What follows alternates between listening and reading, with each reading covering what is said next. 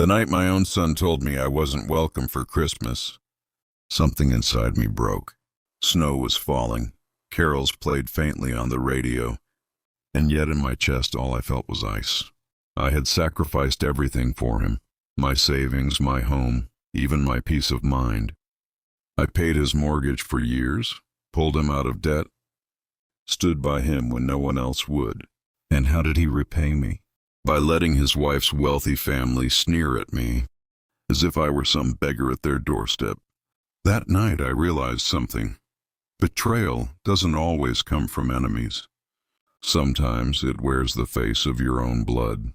But if they thought I would just disappear quietly, they were wrong, because I had proof. And before this was over, my son, his wife, and her arrogant family would know exactly who Jonathan Cole really was. I drove home from their mansion in silence, the sound of the tires crunching over the snow like nails in a coffin, their house lit up with golden lights, glowing windows and expensive decorations, faded in my rearview mirror until it was nothing but a blur. My hands gripped the wheel tighter than I realized. For years I had told myself that patience, sacrifice, and love would be enough. That if I gave and gave, my son would one day understand what I had done for him. But now I saw the truth. He wasn't blind. He chose not to see. And the person who had made sure of that was her, his wife Claire. From the moment she entered his life, I knew she was a storm dressed as sunlight. She had a way of smiling at people while cutting them down at the same time. She grew up with money, old money, the kind that comes with private schools and charity galas, not hard work and sacrifice. To her, I was never Jonathan Cole, the man who had pulled himself out of poverty and built a life brick by brick. No, to her, I was just the father-in-law from the wrong side of town. I still remember the first Christmas after they married. I had spent weeks saving to buy them a proper gift, a set of handcrafted dining chairs, made by a local carpenter. It wasn't flashy, but it was strong, built to last a lifetime. When I delivered them, proud as any father could be, Claire barely glanced at them. She wrinkled her nose and said, "Oh, Jonathan, they don't really match the aesthetic of our home." My son laughed awkwardly, trying to smooth things over, but I saw it then, the shame in his eyes. Not at her cruelty, but at me. That memory still burned as I pulled into my small driveway that night. My house looked like a toy compared to theirs. One string of half-lit Christmas lights, a small tree I had decorated myself, and the faint hum of the old furnace rattling inside. It was home, but it was empty. My wife, God rest her soul, had passed years ago, and my son was all I had left. And now, even he was gone. I sat there in the car, staring at the steering wheel, replaying his words in my mind. "Dad, maybe it's better if you don't come this year. Claire thinks it would be less stressful. Less stressful." That was his excuse.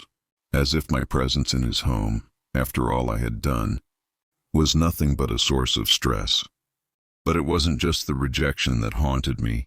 It was the secret. The secret I had been carrying for months, one I hadn't dared to share. You see, while they thought they were playing me for a fool, I had been watching. I had been documenting. And tucked away in my office drawer, hidden beneath old bills and paperwork, was an envelope. Thick, heavy, filled with documents, receipts, and evidence they never imagined I'd uncover. Evidence that could destroy the very foundation of their perfect little life. But before we get to that night, you need to understand how we got here. My story with my son didn't start with betrayal. It started with love, with sacrifice, with everything a father is supposed to do and more. Jonathan Cole wasn't born into privilege.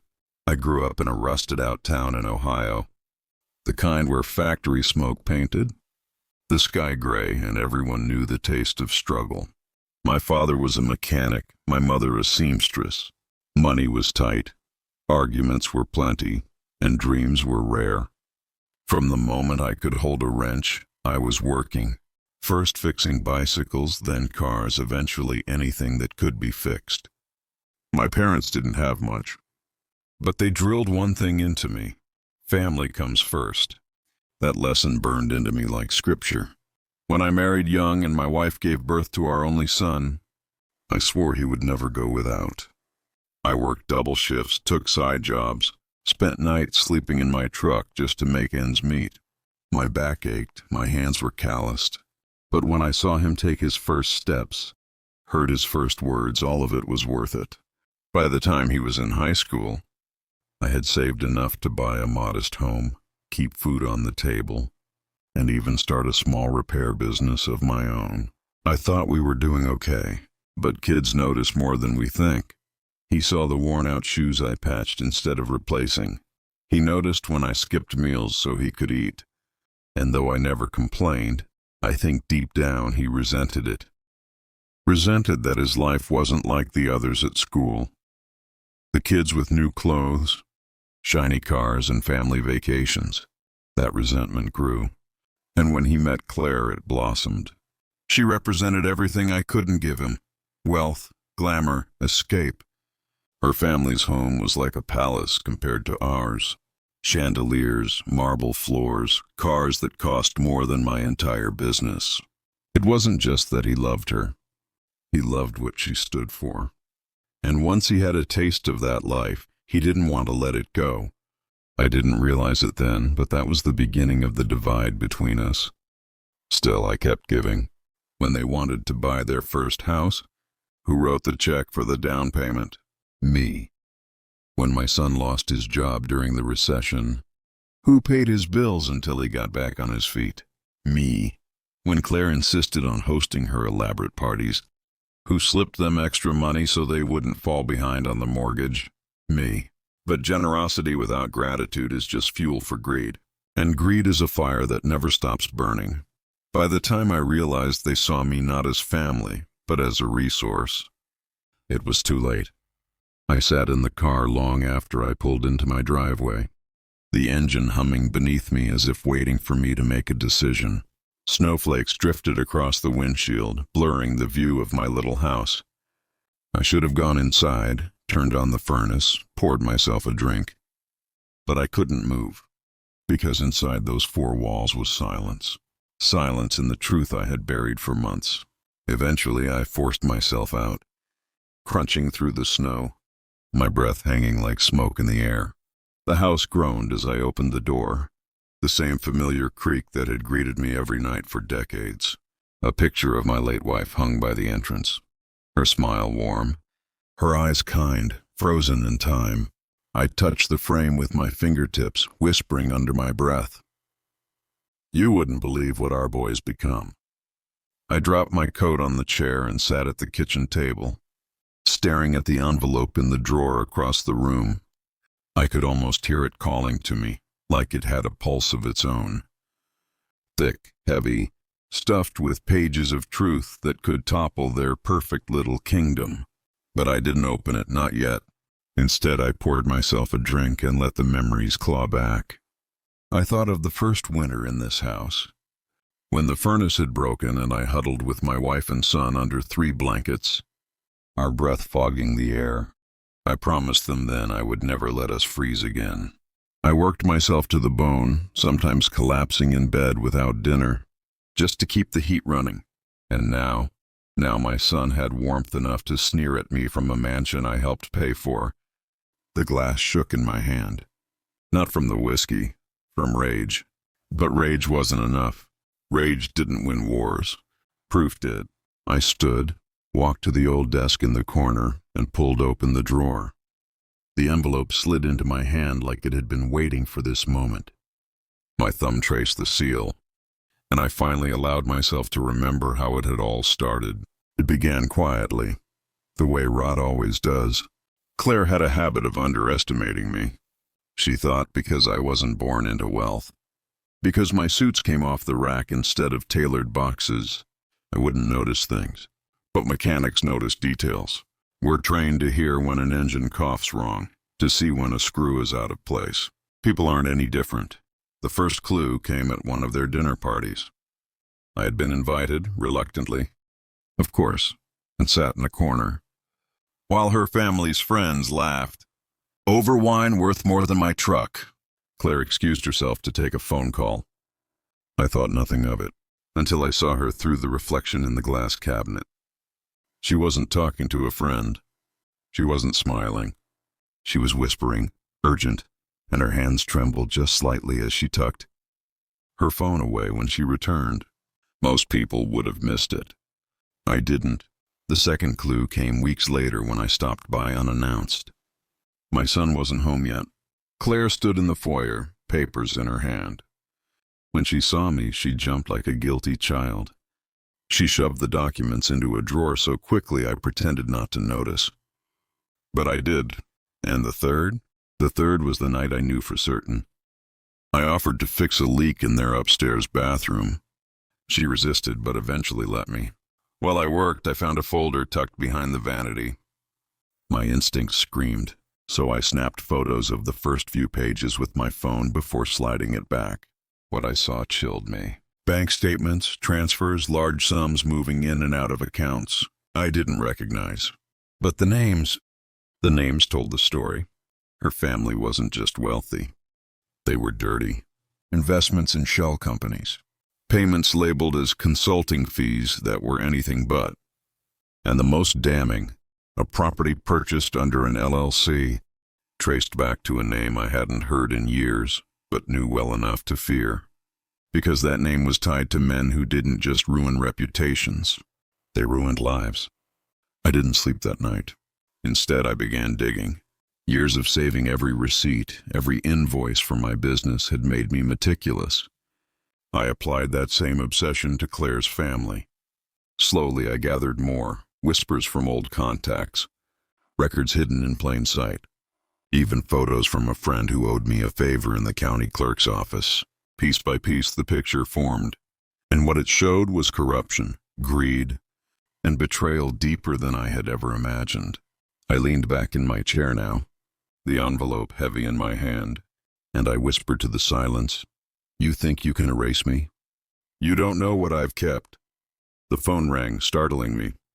I snatched it up. Unknown number. I hesitated, then answered. "Jonathan Cole?" A voice asked, smooth, unfamiliar. "Yes." "Best if you stop looking where you don't belong." The line went dead. My blood turned to ice. They knew. Claire's family knew I had seen too much. And suddenly I realized the envelope wasn't just evidence. It was a weapon. And I was about to use it. That single fact, that they knew. I'd seen too much, split the world into before and after. Before, a house with photos, a furnace that worked, a son who laughed at my jokes. After, a house that suddenly felt like a crime scene and a son who might turn on me for the price of comfort. I put the phone down and looked at the envelope again. For a heartbeat, I considered burning it. Make them think the old man snapped, spiraled, gone mad. But madness doesn't win. Evidence does. And besides, I was tired of hiding. Tired of swallowing my pride so a silver spoon could clink against a crystal glass in some mansion I'd helped finance. I set the envelope on the table and pushed back my chair. The world, outside that small kitchen window, was the same. Pale snow, neighbors' dog tracks, an indifferent sky. Inside, everything had tilted on its axis. If they had someone watching me, then I would watch them back. If they had lawyers and whispers and threats, I would build a paper trail that would make lawyers tremble.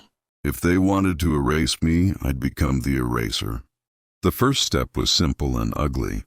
I would stop pretending nothing was wrong. I called in sick the next morning. Not because I was tired, though I was, but because I needed a day to become invisible and patient. The repair shop could wait. The truth could not. I started with the envelope. I spread the photographs and photocopies across the kitchen table like stakes in a map. There were bank transfers, contractor invoices that never matched the work, Receipts with vendor names that looped back to the same shell companies, and one name that gnawed at me more than the rest: Haverford Holdings.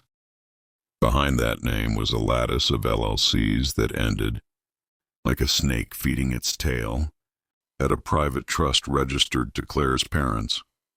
I photocopied everything, doubled the files, made a digital scan and encrypted it.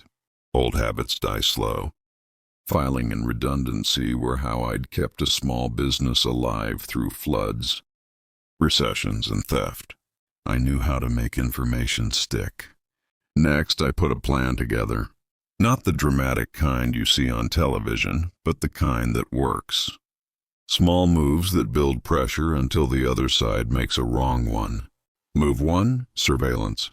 If they had eyes on my house, I needed eyes on theirs. I called in a favor from a man I'd helped years ago, Tommy Ruiz, an old customer who'd once been a bounty hunter in another life and now ran a shabby security service under the guise of private asset protection. He owed me for a kindness I'd done as kid when we were short on cash. He showed up within an hour, eyes like shuttered pits, and parked 2 houses down with binoculars and coffee. "I'll watch the comings and goings," he said, gruff and efficient. "If anyone suspicious shows, I'll let you know, quietly." Move 2, digital hardening. I hadn't been born in a world of cloud backups and encrypted emails, but I'd learned. I spent the afternoon at a public library, using its terminal to upload encrypted copies of everything to a safe server. I created multiple redundancies. Thumb drives buried in different spots in the attic, a safety deposit box across town, an email account in a name no one would suspect. You don't put all your eggs in one basket when the fox is nearby. Move 3, witness gathering. I contacted neighbors, the ones who'd been there when Claire's limousine idled outside. 3 a.m. I bought lunch for a contractor who'd once been hired by the Haverfords, and paid for some loose lips to talk. Greed opens mouths, so does loyalty when asked politely. A friend at the county clerk's office, a woman who liked my son's baseball team more than county politics, pulled some records for me late at night with a wink. And we'll say you did me a favor. I file those favors away like small treasures. By the end of the week, I had a folder twice the size of the one in my drawer, and a pulse in my throat that had nothing to do with fear. It was resolve, real, solid, methodical. But evidence is useful only when a man knows how to brandish it. That afternoon, Tommy called from across the street and said the black sedan I'd seen the night of the call had returned. It idled across from Claire's mansion, engine off, its dark silhouette hunched in the winter light. "They've dropped someone," Tommy muttered. 2 men got out, suits, expensive coats. One walked into the side entrance like he owned the place. My jaw tightened. "Take pictures, quiet, stay low." Tommy clicked off like a man who'd been paid to do dirty work and didn't ask questions. Later, over a breakfast of burned coffee, he showed me the images on his cracked phone. A man with a broad build and a watch that glinted like a sermon under the sun. The photos showed a familiarity, waves, a kiss on a cheek, the kind of casual touch wealth uses like a language. Nathaniel Haverford, the youngest son, the one who smiled like he was always in a different room than everyone else. Those photos braided new threads of anger into old wounds. My son's silence over the past months felt less like omission and more like collusion. I had to be smarter than rage. Smart meant leverage. Leverage meant public exposure had to be an option. But the public is fickle, and what they like best is an easy villain. They'd eat me alive if I moved wrong, so I chose my moments like a builder lays bricks. That night, I went to bed with the files beside me and woke with a strategy running in my head.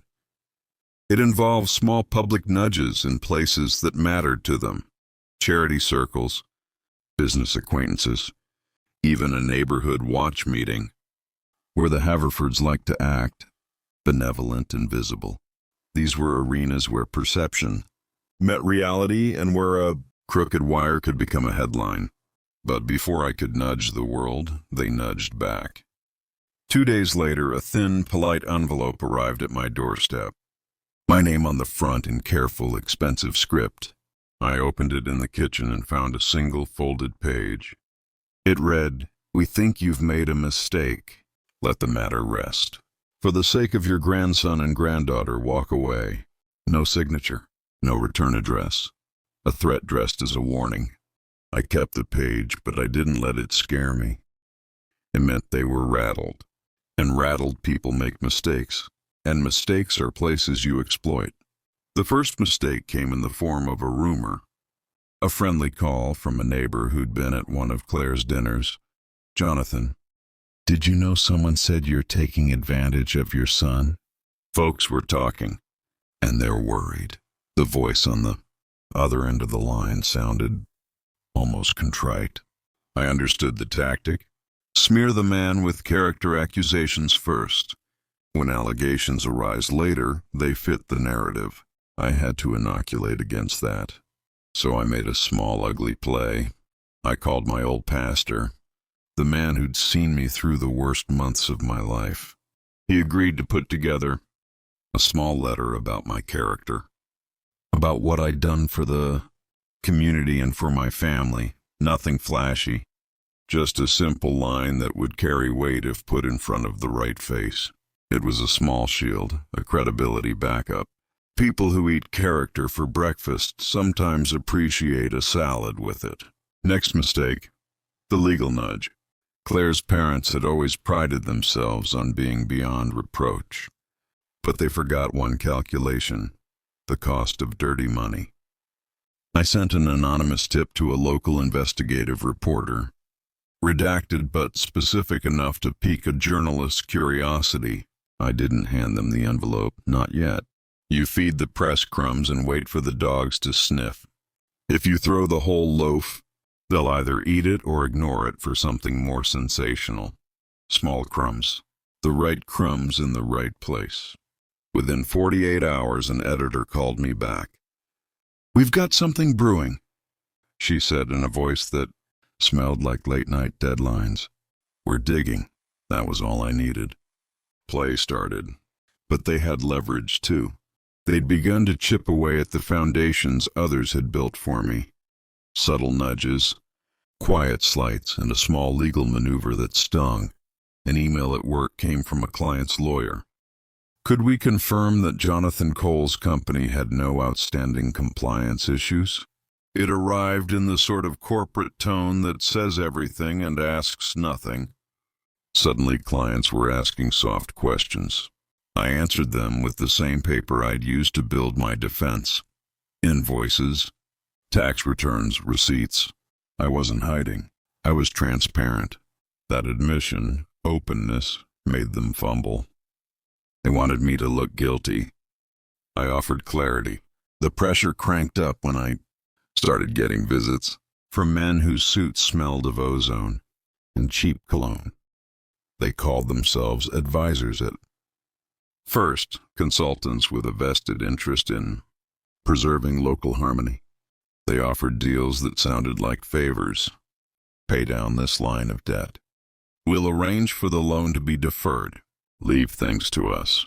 It was the language of wolves with paperwork. I thanked them and refused. Refusal is a kind of violence in this world. It forces others to escalate. When I refused, I felt the ground move. The first real escalation wasn't legal. It was personal and cruel. My granddaughter's school issued a small note. Due to an administrative adjustment, Jonathan Cole would no longer be the preferred emergency contact.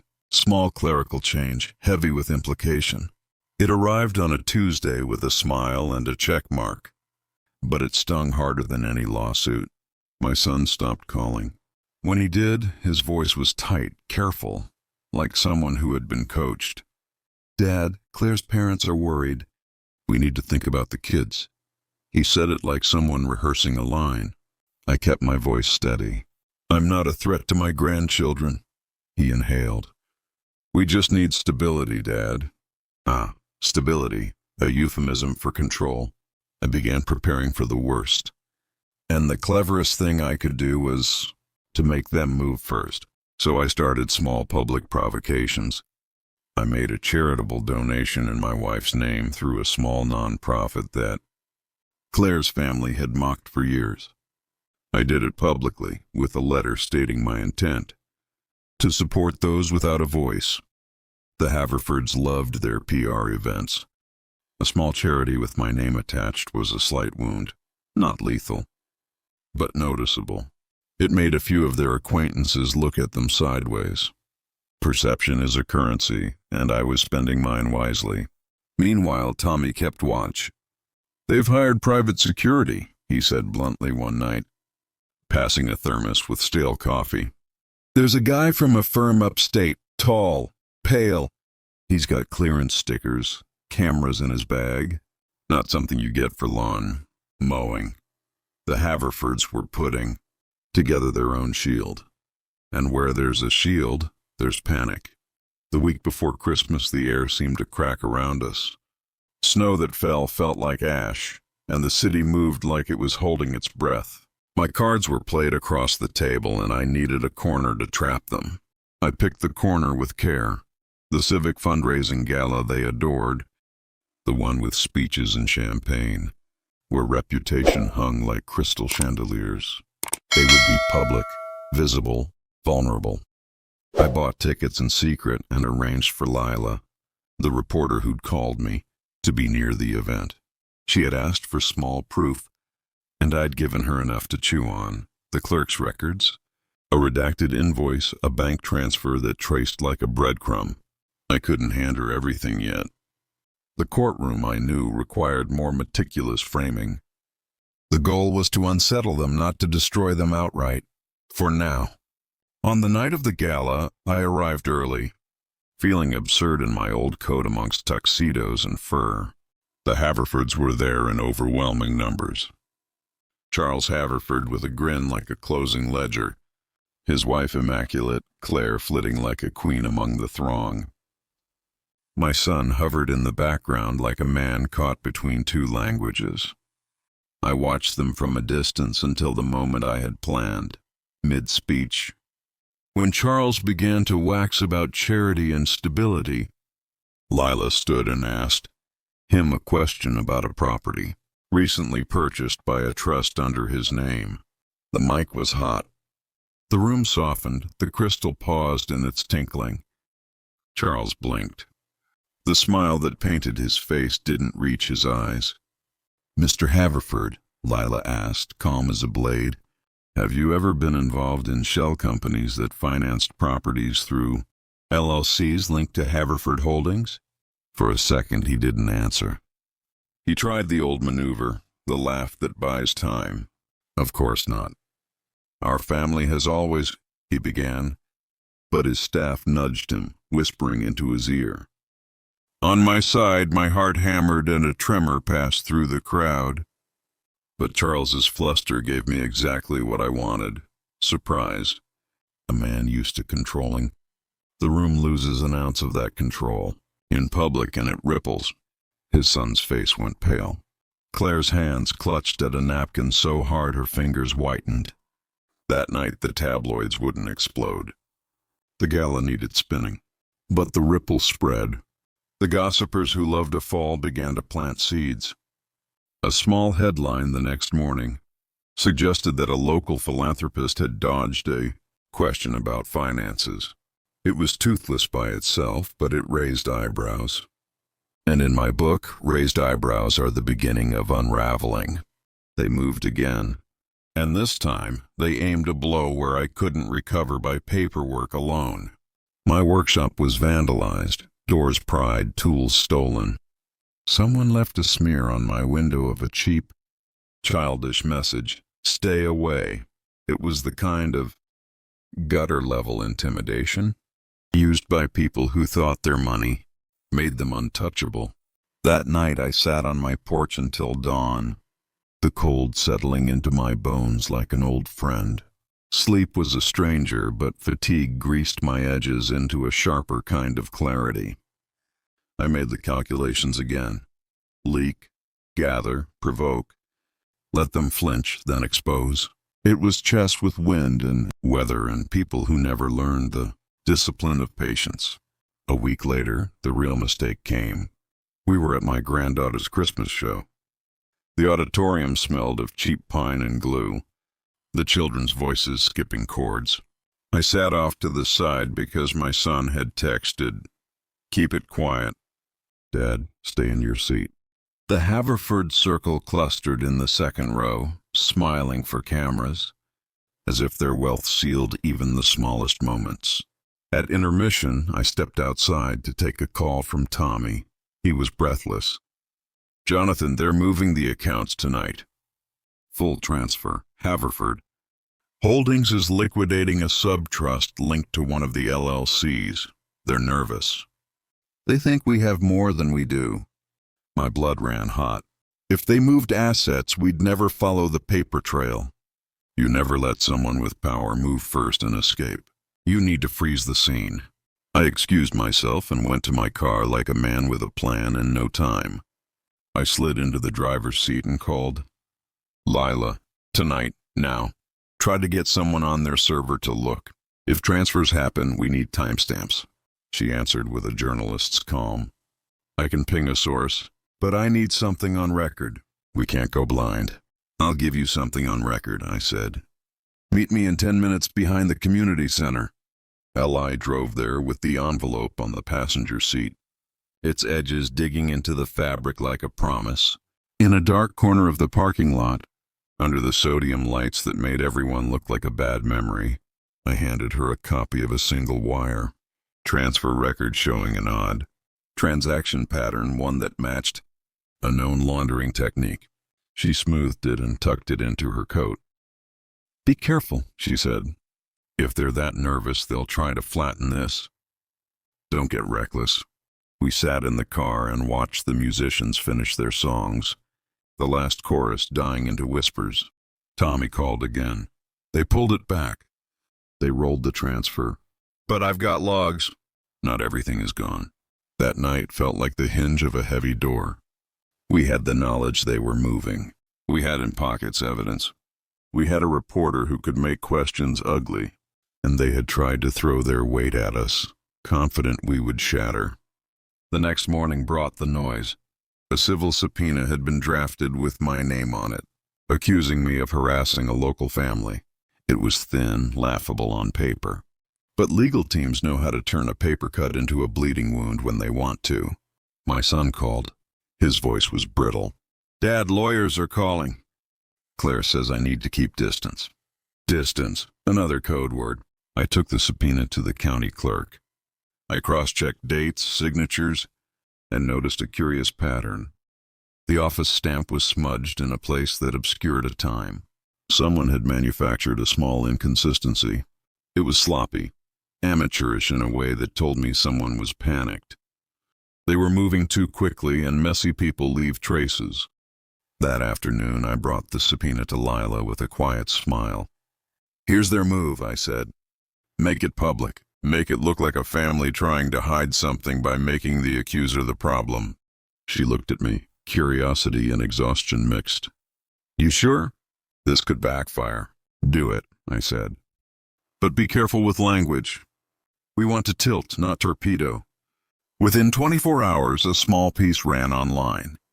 Local man served with harassment papers amid family dispute. It was a neutral headline, but the comments were a nastier breed. People love easy villains. I answered with calm. Photos of my receipts. A short statement about my involvement with my grandchildren and my pride in community work. Let them spin. I'd show receipts where it mattered. The court of public opinion shifted like weather after a storm. People who'd once nodded in the Haverfords' presence began to whisper and angle away. A small investor withdrew an invite to one of their charity brunches. A business acquaintance, someone who once laughed with Charles Haverford, sent me a quiet note. "If you need help tracing accounts, I know a guy." The world is always richer than we think. There are people who prefer truth, even when the truth threatens their comfort. Then came the night I'd been preparing for in small motions. The night that would test whether I could pull the thread without unraveling myself. I drove to the safety deposit box in town with 2 copies of the folder, one for Lila and one for the prosecutor I had not yet spoken to, but who had asked to meet if I had substantive proof. The bank clerk was a young woman with a face that tried to fool you into thinking she hadn't seen much. I handed her my ID and asked for the box. She hesitated, then slid the metal tray out. Inside, a man in a suit stood at the counter at a distance, his expression careful. I recognized him as a local firm's partner, someone who'd been in the Haverfords' orbit. For a moment I thought of retreat, of the easier path where an old man keeps his secrets and sleeps.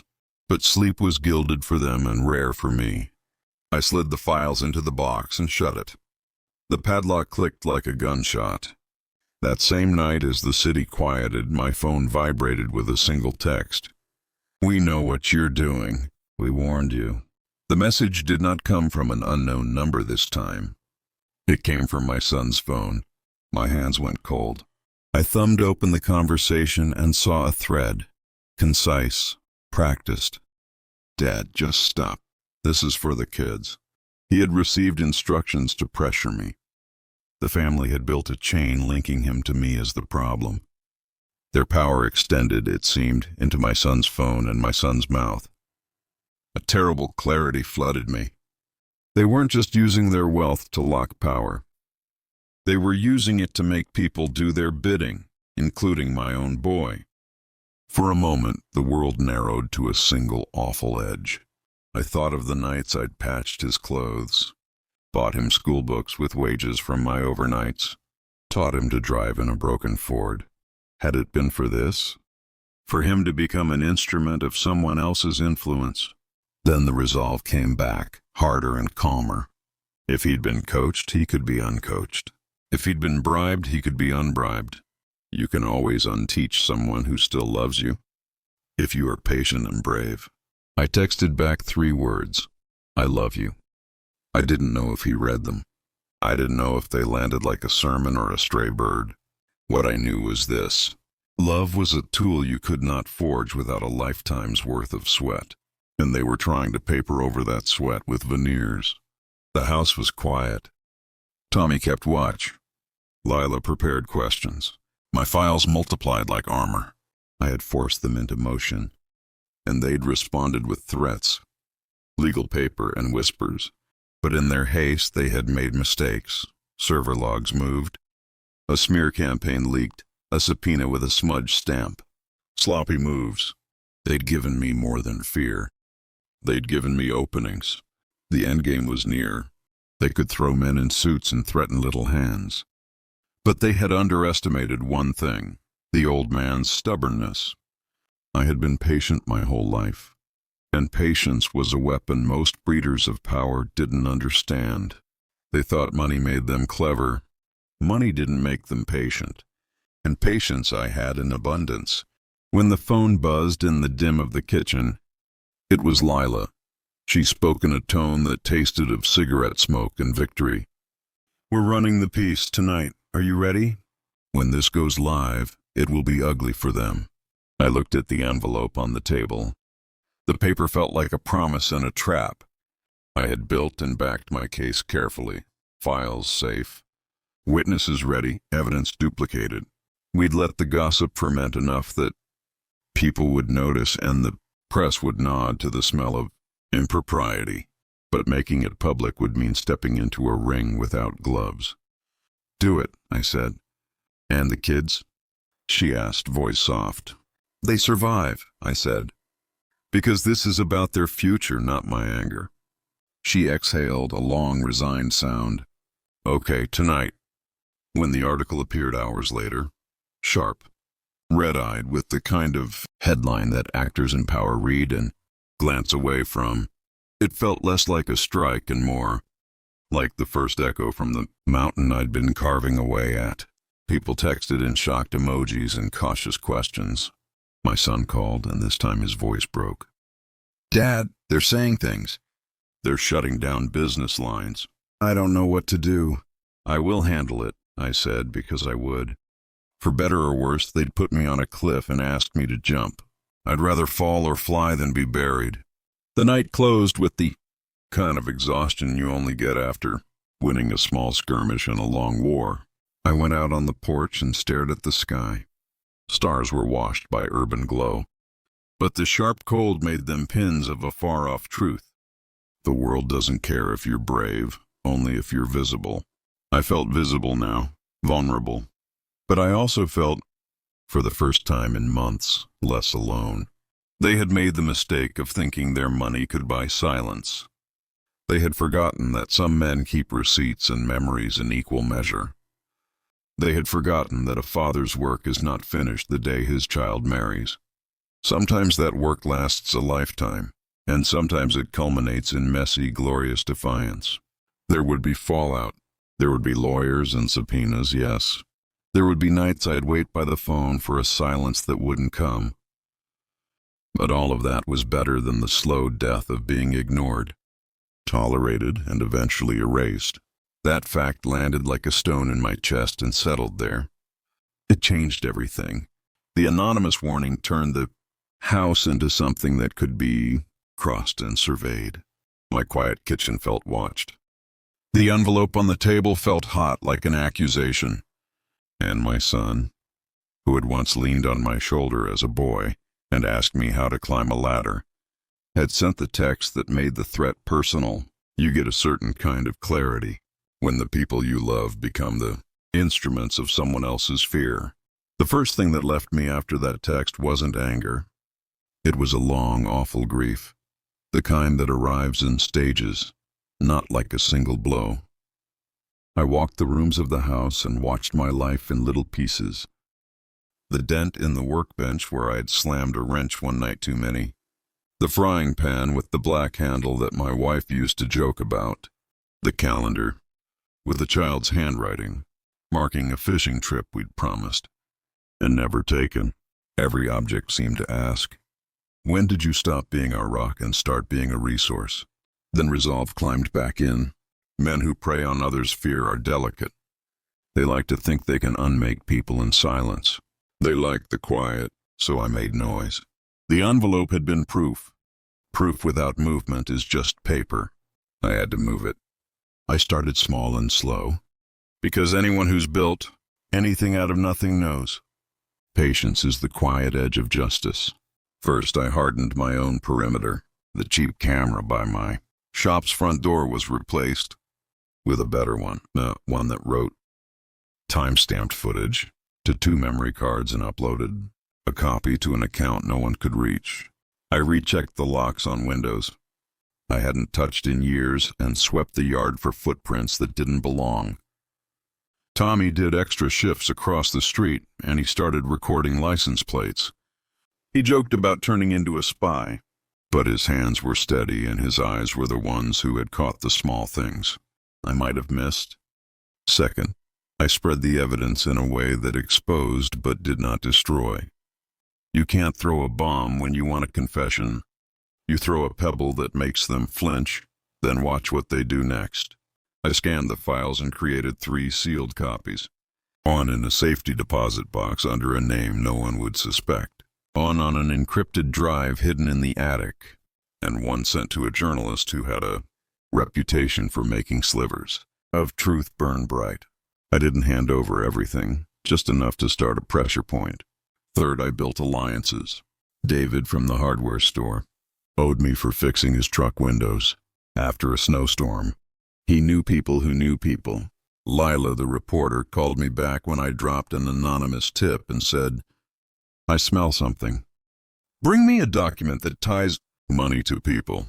She had that journalist's way of being both hungry and cautious. I met her in a diner at midnight with a copy of a transfer slip and a photocopy of a tax ID that didn't match any legitimate trust I could find. She folded the paper as if it were an animal she didn't want to harm and said, "This is enough to prod." But they were not idle.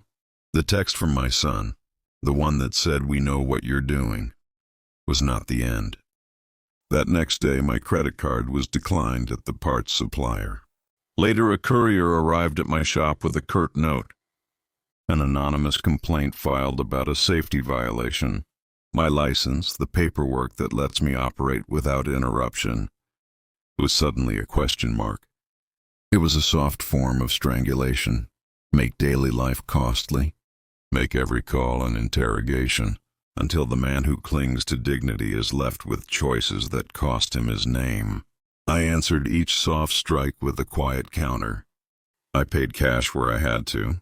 I backed up the business's compliance files and sat with clients one-on-one, showing them the receipts and the invoices. Transparency is a strange weapon. When you swing it correctly, it cuts more cleanly than any outburst.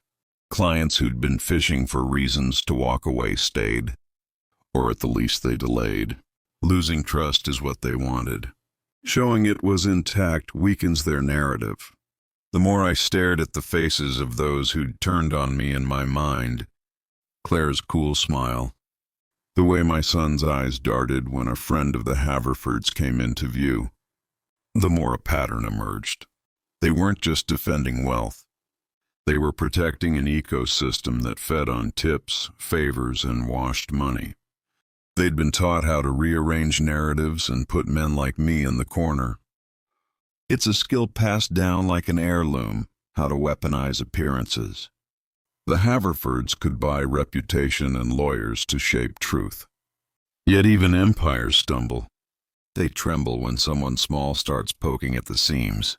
There's a humbling kind of cunning that comes from being underestimated. I used it. I started by poking their social life. The one thing their world valued above law. The polished, curated stage they used to confirm one another. I made a modest donation in the name of my late wife to a community program they'd publicly dismissed in a toast once.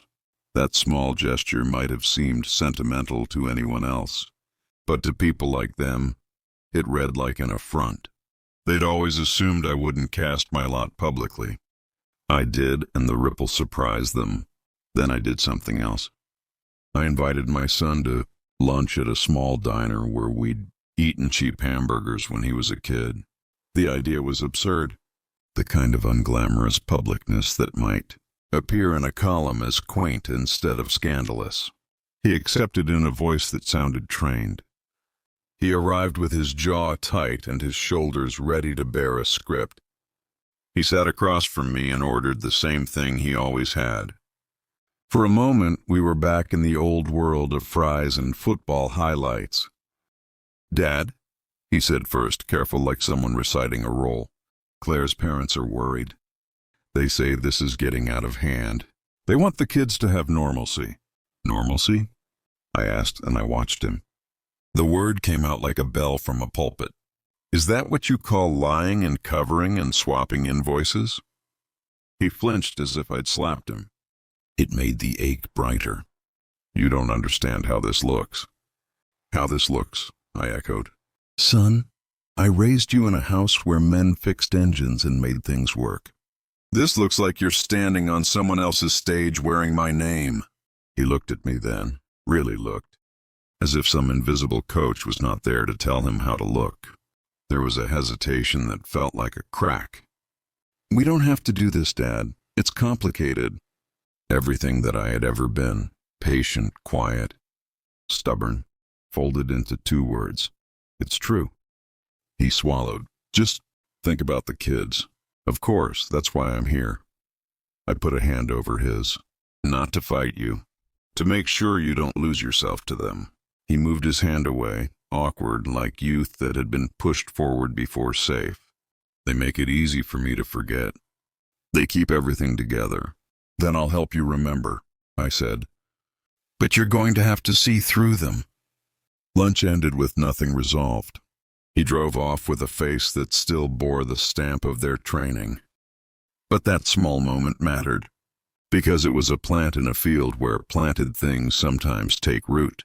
Outside of our fragile family moments, I kept my pressure in public areas where the Haverfords felt comfortable and exposed. I began to attend local civic meetings where Charles Haverford liked to show his philanthropic face. I did not confront him in the meeting or shout. Instead, I asked questions that exposed certain projects' funding streams. I asked gentle, specific questions, the kind that make a man who depends on automatic applause fumble for facts. The first time he faltered, I saw the perfect imperfection. A blink, a soft cough, the consultation of notes. People watch those slips. They record them in memory more carefully than applause. They responded. Their replies were legal and hostile. Notices arrived asking me to cease and desist from publicly interfering. My phone picked up numbers I didn't recognize. One evening, my workshop door was scratched. Not broken, merely marked. A sign someone had come close enough to touch. My granddaughter clung to my leg that night when I tucked her in. She whispered, "Grandpa, are you okay?" Her trust is what steadied me. They weren't just threatening me. They were trying to rearrange my place in a child's memory. Then, the critical misstep happened on their side.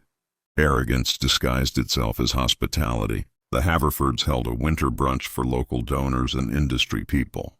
My name was not on the guest list. My presence was not desired. But the world is full of people who like to feel relevant. And they liked my quiet persistence. Lila had given me a hint. An invite could be had with a donor who preferred anonymity.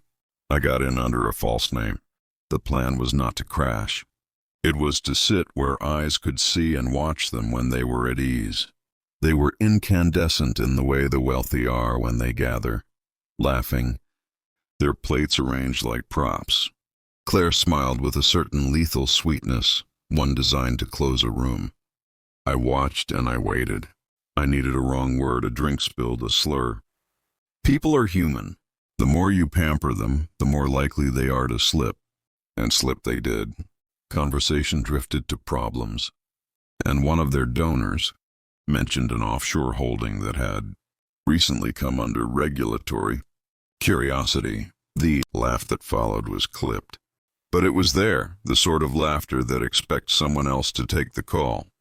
I let my phone vibrate loudly at that precise moment and produce a news alert. I'd arranged with Lila, a small investigative note about a trust linked to Haverford, holdings being flagged for an unusual pattern of transfers. Two things happened at once. A hush fell, and the donors around them shifted like fish in a tank. People who had been warm suddenly looked away. The optics changed in a second. The Haverfords recovered quickly.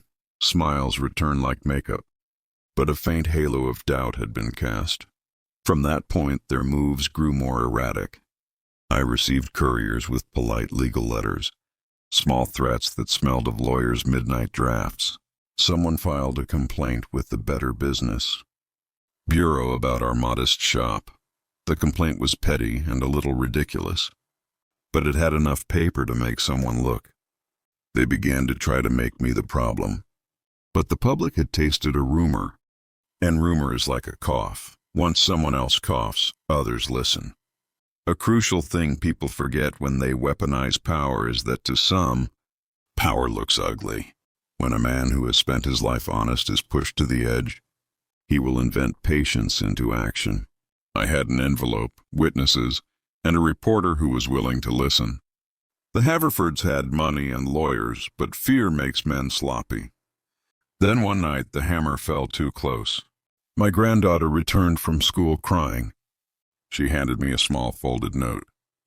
On the outside, in careful script, were the words, "Grandpa, please don't make a scene." Inside was a childish drawing of our house and a small scribble, "You're making Mom sad." It read like manipulation, a small, cruel leaf from a sophisticated branch. Children are often used as bait in adult wars. The thought of being the cause of a child's sorrow made something inside me ache and falter. But then I thought of a life built on small hassocks, paying rent, nights in the truck, the way my late wife taught our boy to tie his shoes. If protecting a child required standing, then stand I would. The next morning, I did something that felt like stepping onto ice. I called a lawyer. If the Haverfords were going to use legal pressure, I needed legal counsel who knew how to read paper the way I read engines. I found a small, scrappy attorney of Rosa Alvarez, recommended by a friend who owed me for a favor once. She was sharp, practical, and had a way with people that made judges listen. We met in her office, and I spread the envelope on her desk like a truth serum. "You don't need me to say this," she said, eyes scanning the files. "But this is more than a family squabble. This is organized. This is institutional. You're either brave or reckless." "I'm both," I said. "Pick me brave." She smiled, not with humor, but with an alignment of gears. "First, don't speak publicly without counsel. Second, we filed protective motions. Document everything. Third, I want copies of every timestamp you have about transfers and communications. We'll build a timeline. The law is an art of pressure. You file a motion and someone else responds. File a lawsuit and the other side must answer. It swaps the arena from whispers to papers with dates and stamps. On Rosa's advice, we asked the court for an emergency protective order against intimidation and asked the clerk for certified copies of the transfers I'd traced. Certified copies create a public record of what exists. That record is difficult to erase. They reacted in the only way left to them, with spectacle. The Haverfords hired a PR firm and issued a statement about the malicious targeting of a charitable family. A column appeared on a local site praising their generosity and community leadership. My son called and read the column aloud like a lesson he'd been forced to memorize. But actions speak louder than columns. Rosa filed the motion. The judge assigned a temporary hearing. For the first time, the Haverfords could not only whisper, they had to appear in public, in a courtroom, and answer under oath. Lawyers prefer this. Law is a place where money and power can be neutralized by process. You must spin to keep spinning. I had no illusions about how ugly discovery would be. But the discovery would also pull back curtains they had thought were stitched. That evening before the hearing, I sat with the envelope and thought about the nights I'd worked through. The nights I'd read to my boy. The Sundays I'd fixed a leaky roof so we didn't have to move. I thought of my wife's laugh, my granddaughter's sleeping face. The envelope felt less like ammunition and more like a ledger. A ledger balancing what I'd paid for them and what they'd given back. My son came by that night unannounced. He stood on the porch for a long time, staring at the light in the window before knocking softly. When I opened the door, he looked smaller than I'd remembered, like someone who'd been cut into pieces and reassembled with foreign hands. "Dad," he said before the door closed all the way, "they're going to make this ugly." "They already have," I said. "Do you have to be the thing they push?" He stared at me. I don't want to lose them either." "You might not lose them," I replied. "But you might find yourself." He stepped inside, and for a few minutes, for the first time in months, we spoke like two people who had once trusted the same river. He said things I won't repeat because the hurt on his face was enough. I told him I loved him. He left with no solution, but with a softer jaw. Part 3 ends like a door left open. We had moved their world from whispers to the light of procedure. We had made them act. They had acted badly. In the next stage, the law would separate what is rumor from what is fact. It would be cruel and slow and messy. It would drag secrets into rooms where sworn statements mattered more than polished plates. I slept badly that night, but I slept with a readiness that had been sharpened into something like hope. They had underestimated the old man who kept receipts. They had underestimated a father who had nothing left to lose except his voice. and he intended to use it. When the morning came, the snow had not melted. Footprints lined the path in layers. I stepped into the cold and felt the sting as clarity. In the distance, a convoy of black cars rolled by Claire's mansion like a small thunder. Somewhere inside them, men in expensive suits were making plans. But that was a matter for a courtroom, and courtrooms have records. And in the back of my mind, as the city went about its day and people walked dogs and children came home from school, I knew the next days would be the truest test. They would throw everything, lawyers, PR machines, family loyalty, fear against me. But I had momentum. I had witnesses. I had the envelope that was no longer a threat to me but a shield for the truth. The game moved from the edges to the center, and I, Jonathan Cole, would meet it there. The courtroom was colder than the winter air outside. Rows of polished benches, a judge with eyes sharp as glass, and silence that could shatter with a single word. Claire sat rigid beside her parents, their lawyer flipping through papers with forced confidence. My son wouldn't look at me. But when Rosa stood and laid out the evidence, the transfers, the shell companies, the names they thought would never see daylight, the room shifted. The Haverfords' confidence cracked. Their lawyer stammered. Claire's hands trembled against the table. And my son, for the first time in years, his eyes lifted to mine. They weren't full of shame this time. They were full of truth, raw and painful. The gavel struck, and in that moment, it didn't matter what sentence or settlement would follow. What mattered was this: their empire of lies had been dragged into the light, and they could never erase me again. I walked out of that courtroom not as the forgotten father, not as the man left in the snow, but as Jonathan Cole, the man who had stood, fought, and refused to be erased. And for the first time in a long time, I felt my wife's voice in the silence, proud,